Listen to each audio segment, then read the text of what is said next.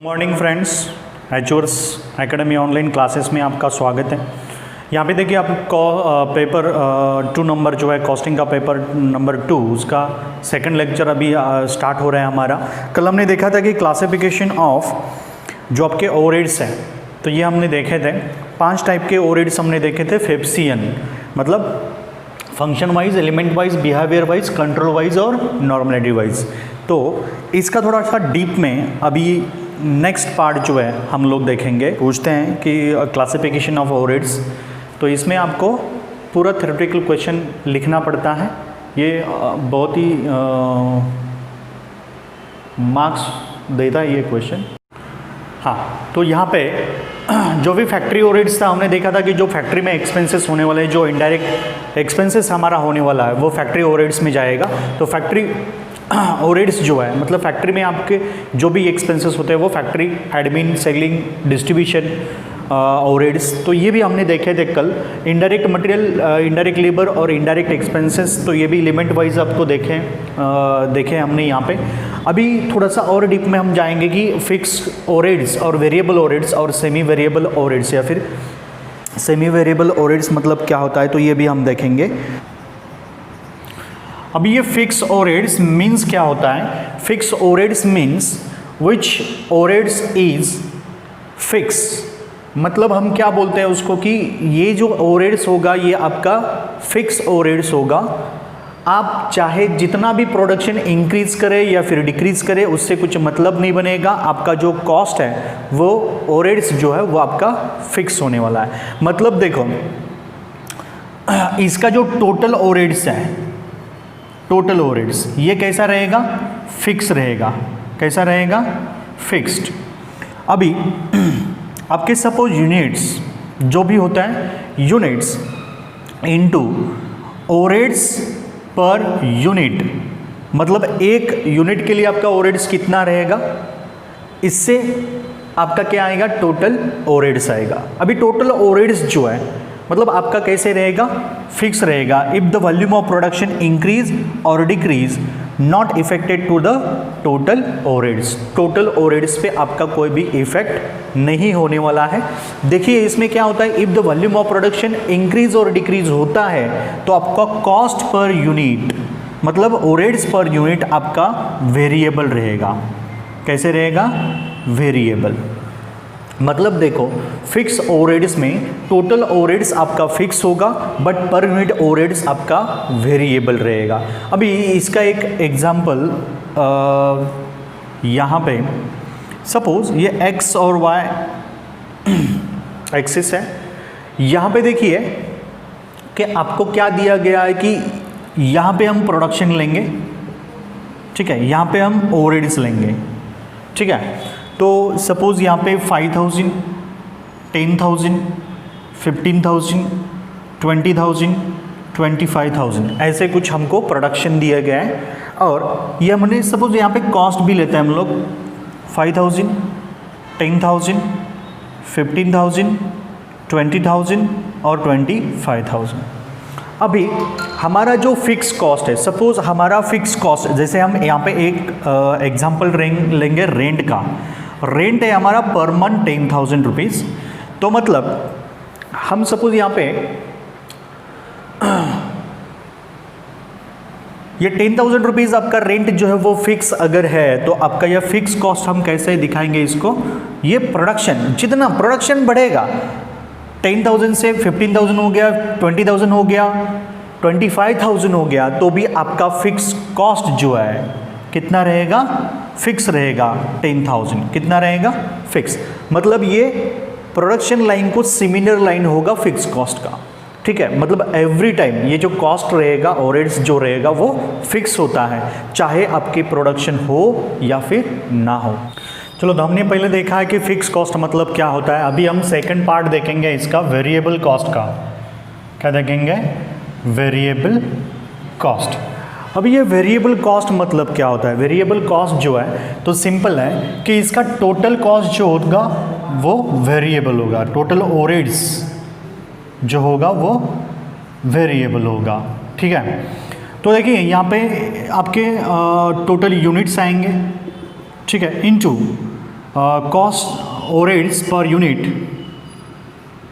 तो variable overheads में क्या होगा, टोटल कॉस्ट इज वेरिएबल, ये total overheads is variable if the volume of production increase और डिक्रीज। अगर आपका वॉल्यूम ऑफ प्रोडक्शन इंक्रीज होगा नहीं तो डिक्रीज होगा, तो इसका सीधा इफेक्ट आपका वैल्यू, टोटल ओवरहेड्स पे आने वाला है। इसमें क्या होता है कि आपका पर यूनिट जो है वो फिक्स होगा, पर यूनिट ओवरहेड्स जो है वो कैसे होगा, फिक्स होगा।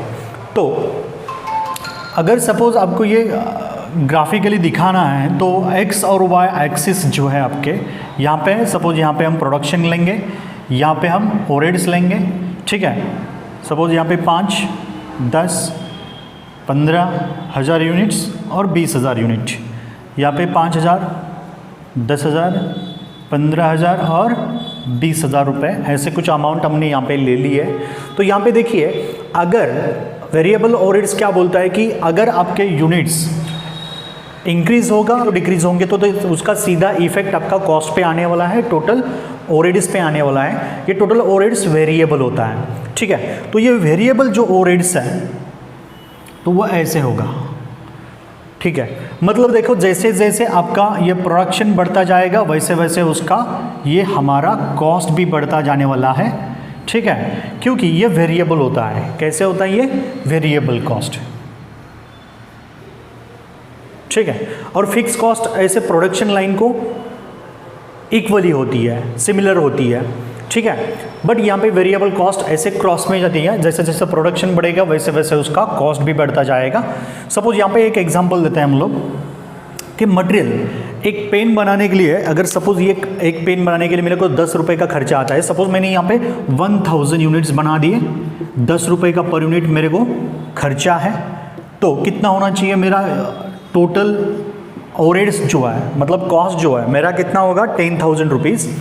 अभी सपोज मेरा वॉल्यूम ऑफ प्रोडक्शन इंक्रीज़ हो रहा है, सपोज यहाँ पे मैं 5000 यूनिट्स का प्रोडक्शन कर रहा हूँ, 10 रुपये का यहाँ पे कॉस्ट कैसे होगा, पर यूनिट का फिक्स होगा, ठीक है। और इसका सीधा इफेक्ट जो है वो टोटल ओवरहेड्स पे वेरिएबल होने वाला है, मतलब कम ज़्यादा होगा, तो इसका कॉस्ट होने वाला है 50,000। ओवरहेड्स मीन्स होता है कि टोटल ओवरहेड्स ये आपका वेरिएबल रहेगा, बट पर यूनिट कैसे रहेगा, फिक्स रहेगा, ठीक है। सपोज आपका प्रोडक्शन डिक्रीज हो गया 2000 यूनिट्स इंटू 10 रुपये के हिसाब से, तो आपका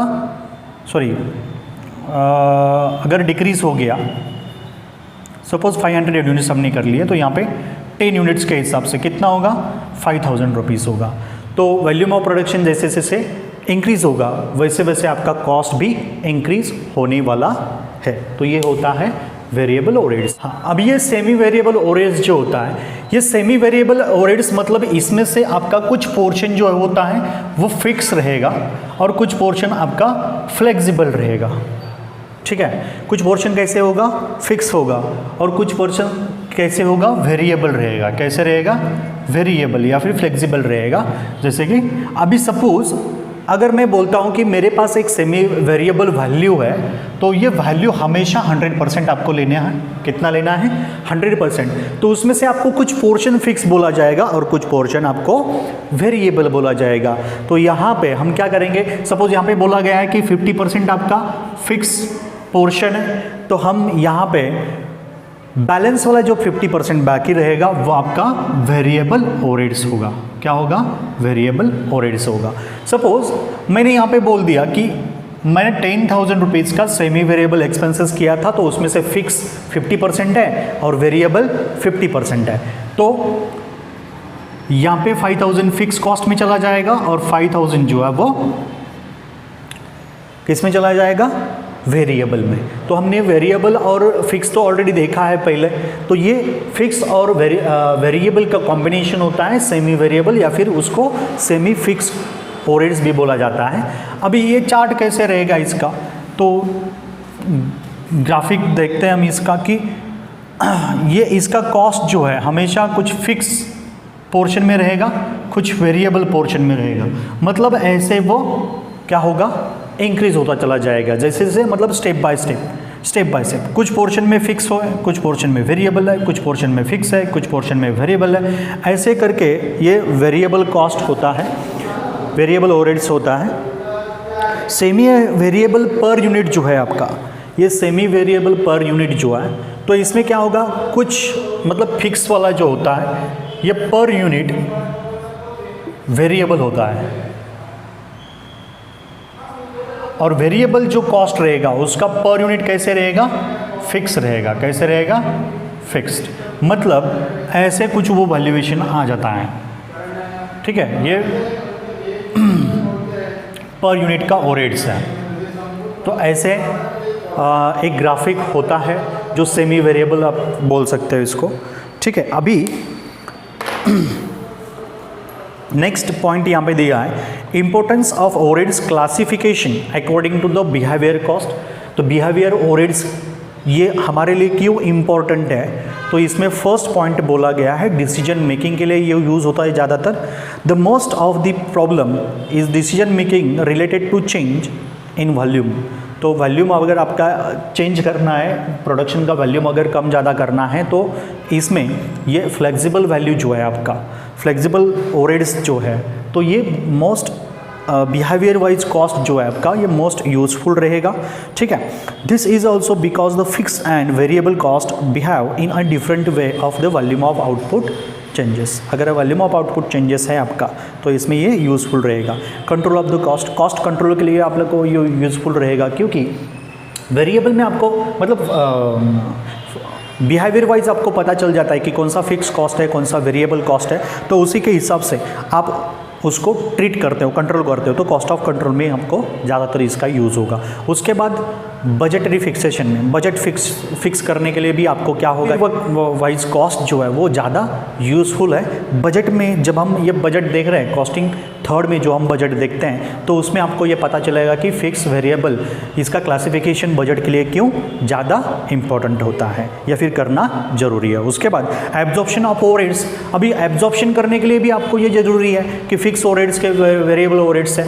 bye classifying the cost unit fix and variable, तो फिक्स और वेरिएबल का कॉस्ट जो है क्लासिफाई करना पड़ेगा आपको। सेपरेट रेट्स एंड एब्जॉर्प्शन के लिए सेपरेट रेट होगा फॉर द ओवरहेड्स में B use for the fix और वेरिएबल ओवरहेड्स। तो ज़्यादातर फिक्स और वेरिएबल ओवरहेड्स में ये यूज़ होगा, ठीक है। उसके बाद marginal costing and break even point. अभी देखो मार्जिनल कॉस्टिंग और ब्रेक इवन पॉइंट में आपको ये ज़रूरी है, क्योंकि वेरिएबल कॉस्ट जो होता है तो वही ज़्यादा मार्जिनल कॉस्टिंग में यूज़ किया जाता है। तो इसके लिए आपको बिहेवियर वाइज कॉस्ट जो है वो मार्जिनल कॉस्टिंग में भी बहुत इम्पोर्टेंट चीज़ है और बहुत यूज़फुल होने वाली है। उसके बाद नेक्स्ट है अदर यूजेस। तो अदर यूजेज जो है मतलब point of state about the fix variable cost classification is useful in many other areas. मतलब जैसे प्लानिंग, कैपिटल एक्सपेंडिचर का प्लानिंग करने के लिए है। Effects of the project in total fixed and variable cost should be studied. तो आपको studies मतलब फिक्स कॉस्ट कितना होगा, आपका वेरिएबल कॉस्ट कितना है, ये देखने के लिए भी आपको ये देखना पड़ेगा। उसके बाद कंट्रोल वाइज क्लासिफिकेशन। आपको यहाँ पे कंट्रोल वाइज क्लासिफिकेशन हमने देखे हैं कि कंट्रोलेबल कॉस्ट, कंट्रोलेबल ओवरहेड्स और नॉन कंट्रोलेबल ओवरहेड्स। तो इसमें directly controlled at a given level of the management authority. Management authority जो है या फिर एंटरप्राइजेस हैं या फिर ऑर्गेनाइजेशन है, तो वो क्या करता है कि अपना जो खर्चा है ओवरहेड्स है उसके ऊपर अगर कंट्रोल करता है तो ये कंट्रोल वाइज कॉस्ट होता है। और नॉन कंट्रोलेबल ओवरहेड्स जो है तो मतलब हम लोग उसके ऊपर कोई कंट्रोल नहीं कर सकते। There are indirect cost which can not be influenced by the action of a specific member of an organisation. जैसे कि रेंट एंड टैक्सेस होता है या फिर ऑफिस सैलरीज होती है, ठीक है, इस पर कोई कंट्रोल नहीं होता है, वो देना ही पड़ेगा आपको, ठीक है। उसके बाद नॉर्मल और एबनॉर्मल जो हमने देखा था, नॉर्मल ओवरहेड्स मतलब जो होता है जो हम एक्सपेक्टेड करते हैं, एक्चुअल में हम उसको सोचते हैं कि ये होने वाला है, तो ये नॉर्मल ओवरहेड्स होते हैं। और एबनॉर्मल ओवरहेड्स मतलब वही है जो आप नहीं सोचते हो बट हो जाता है। तो आपका जो एबनॉर्मल का कॉस्ट होता है या फिर ओवरहेड्स होता है वो directly profit and loss account को, मतलब कॉस्टिंग के प्रॉफिट एंड लॉस अकाउंट को डेबिट होता है, प्रोडक्ट के कॉस्ट में ऐड नहीं होगा। ये इतना पॉइंट आप ध्यान में रखो बस। तो ये हमारे ओवरहेड्स के क्लासिफिकेशन ऑलरेडी हम लोगों का ख़त्म हो चुका है।